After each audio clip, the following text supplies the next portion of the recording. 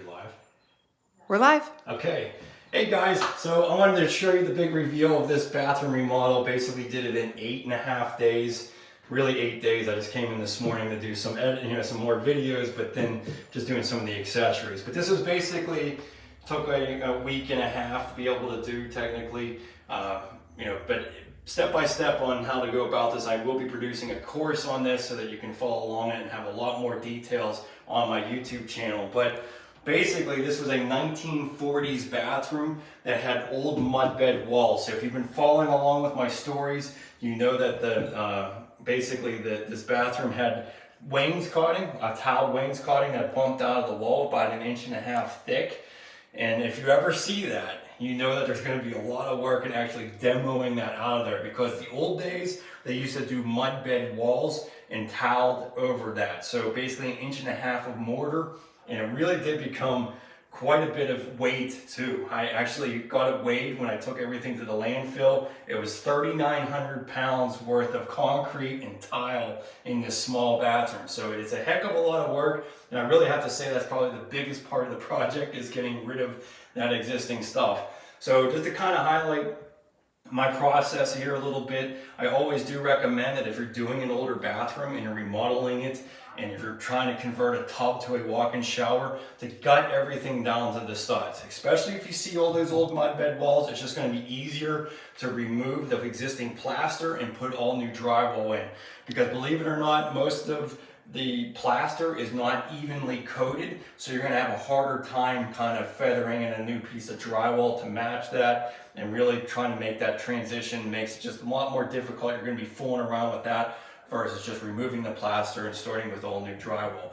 That's what I have on my channel. That's what my channel is all about, is showing you how to go about bathroom remodeling. So I really feel like 6 or 7 sheets of drywall is not a very difficult thing to finish and get to where you need it to.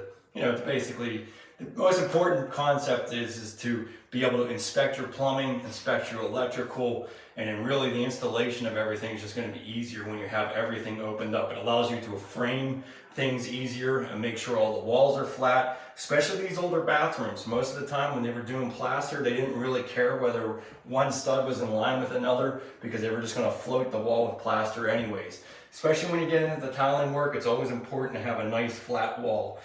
So that's one unexpected thing I had in this bathroom, and that was the amount of framing that I was going to have to be involved with this. Really comes down to a cost prohibitive point. I basically went through $600 worth of plywood in this small bathroom, believe it or not.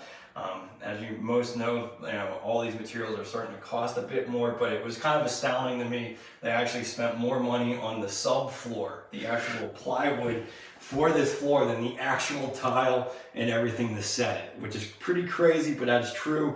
Regular plywood was about $85 a sheet. I bought 3 sheets, it's about 260 bucks. Or 200, with tax and everything, about 260 bucks. The tile itself was only about 100 bucks. And then, the thin set and the membrane to install it was a little less than 150 bucks. So I actually literally had more money into the plywood. But the reason I spent $600 worth of plywood in this was because I was using a lot of strips to fur out the walls. So one thing to keep in mind, when you have an existing drywall or mud bed walls, that your toilet center is now going to be that much further off. So I shimmed out my wall 3/4 of an inch so that I could have a normal space behind my toilet. Because unfortunately that 13-inch from the wall is kind of a midpoint where you can't really use a 14-inch rough-in toilet, and you don't want to use a 12-inch rough-in, or you're going to have like a 2-inch gap behind your toilet. So I shimmed out the walls. And really I shimmed out all the walls in the bathroom, just mostly because I use an acrylic base for my shower, so I wanted my backer board to go over top of the flange. But really everything else, there was a lot of different reasons why I had to do it. I'll show more in future videos of this process, but really I kind of just ripped down sections of plywood so I could fur out the walls to make sure that everything was in line with one another, and that I had the proper centers on things. Now, the one thing I will be getting further details on is this pedestal sink. Pedestal sinks are great for scenarios where you don't have a lot of room in an alcove space like this. So it's much better, less bulky, it has a lot more room, foot room around it versus having a vanity. A lot of reasons to go with a pedestal sink. But you know, really a lot of times this is going to take you a bit more time to install than a regular vanity, and it really just comes down to the plumbing work. You really want to make sure that you have blocking behind this pedestal sink so you can anchor it into the wall. That's the main way that this is anchored. But the other thing you want to pay attention to is your valves, your sink valves. So in this particular model, we were supposed to be 10 inches below the top of our sink, and then we did 6-inch centers on our ports here. So that kind of tucks it and hides it behind the pedestal sink area. Our vanity, or I should say our adapter for our sink drain, was about 18.5 inches off the floor. You could pretty much put that anywhere between 18 and 21 inches even, and be able to connect to your pedestal sinks well. But traditionally 19 inches usually works pretty well off of your finished floor. And yeah, so a solid installation just requires having some good blocking and forethought on before you install things like that. Another thing that we did that kind of saved a little bit of time was just using a recessed medicine cabinet that actually slides into an existing stud bay. So this is only 14.5 inches. So it reduced the amount of framing that it took to install a bigger recessed medicine cabinet. Anything that you can reduce time on, it's going to save money for you if you're hiring a contractor. But even just as a DIYer or you know, anybody who was doing them themselves, you don't want to be spending 3-4 weeks remodeling your bathroom. So if you can simplify things by just getting a medicine cabinet that fits in, that works well. The other thing we did, instead of having the side sconces, we went with a single light above the mirror. That kind of simplifies the installation, less monkeying around having to put 2 different light fixtures on. One thing you have to pay attention to though, most of these older homes, if you see an outlet, it's most likely not wired properly. We had to run a dedicated circuit to the main panel for this. And the main reason was because this was connected to the existing lighting circuit. And that's not really good because hair dryers should be on a dedicated circuit. So you're always going to probably encounter a little bit of electrical when you get into this level of a renovation, but not a big deal. I'm able to run that straight down to the panel. Went with a Kohler toilet. And again, as I said, I furrowed out the wall to make sure that I have the proper gap behind the toilet, only about a 3/4 inch gap. That's probably the max that I usually like to have that. When you remove the wainscoting around here, you have to redo the window trim. So I kind of went with a simplified Craftsman style window trim, basically just doing a windowsill, 5.5 inch windowsill, colonial trim. Kind of really does make quite a nice statement to the bathroom. Really simple installation there. And then the big feature item is converting that tub to a walk-in shower. Really simplified the installation of all of this stuff. We did some sliding glass doors. This is made by Dreamline. Obviously, we'll definitely be having some videos on this one. I was really happy with it. 5/16 inch thick glass. But I do always recommend a slider door system when you're in a tight alcove like this, because you just don't have the room to swing the doors in and out.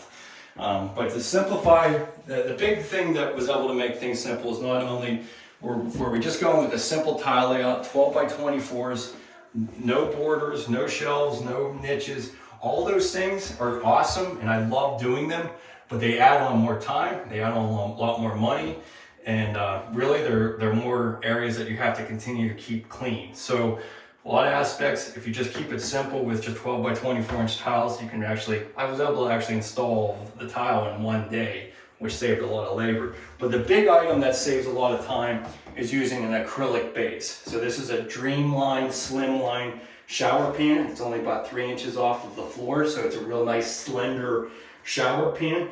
But the acrylic makes it easy to clean, you know, and you're not getting into all the expense of doing a tiled shower. The waterproofing system for a tiled shower can add up to quite a bit. I think we actually spent as much money on the tile and the base and had all of this for what it would cost just to waterproof it. So if you want to simplify things, maybe, you know, just go with an acrylic base. You're definitely going to be quicker at being able to install it.